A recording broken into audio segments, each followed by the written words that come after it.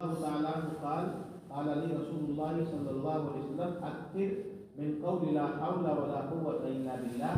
فإنها من كنز الجنة. حضرت مقبول یہ تابعی ہیں، حضرت ابو ہریرہ سے روایت نقل کرتے ہیں۔ حضرت ابو ہریرہ فرماتے ہیں کہ مجھ سے اللہ کے رسول نے فرمایا تھا کہ لا حول ولا قوت الا باللہ کی کثرت رکھا کرو۔ لا حول ولا قوت الا باللہ بار بار پڑھتے رہا کرو،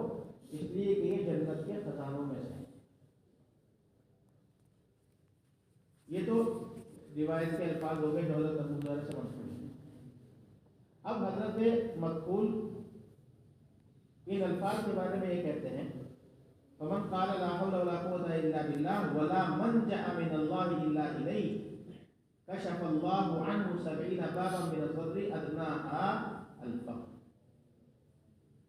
جو شخص لا حول ولا قوة الا بالله ولا منجأ من الله الا اليه کہتا ہے، اللہ تعالی اس سے نقصان کے 70 اقسام کو، نقصان کی 70 قسموں کو دور کر دیں گے، جن میں سے سب سے ادنا درجے کا نقصان فقر کا۔ اس میں ایک تو جو بار بار لا حول ولا قوت الا باللہ کو کنز الجنہ کہا جاتا ہے، جو جنت کے خزانوں میں سے ہے، اس میں ایک طرح سے اشارہ ہے کہ جو آدمی اس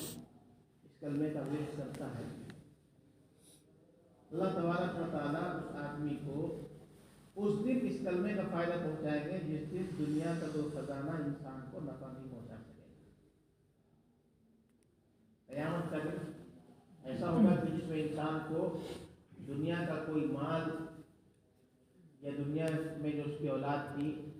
وہ اس کو فائدہ نہیں پہنچا سکے گا، لیکن یہ والا جو خزانہ ہے لا حول ولا قوت الا باللہ جس نے دنیا کے اندر پڑھا تھا، یہ خزانہ اس وقت انسان کو ان مصائب سے بچانے میں معین اور مددگار ثابت ہوگا، اس لیے اس کو جنت کا خزانہ کہا گیا۔ دوسری بات حضرت مقبول نے جو یہ فرمایا لا حول ولا قوت الا باللہ ولا منجأ من اللہ الا الیہ، پہلے جملے میں جہاں اس کا اظہار ہے کہ گناہ سے بچنے کی طاقت اور نیک کام کرنے کی طاقت اللہ تعالیٰ کی طرف سے ملتی ہے، وہی ولا منجأ من اللہ الا الیہ کا مطلب یہ ظاہر کرتا ہے کہ انسان کو اللہ کے عذاب سے بچانے والا بھی یہ کلمہ ہے۔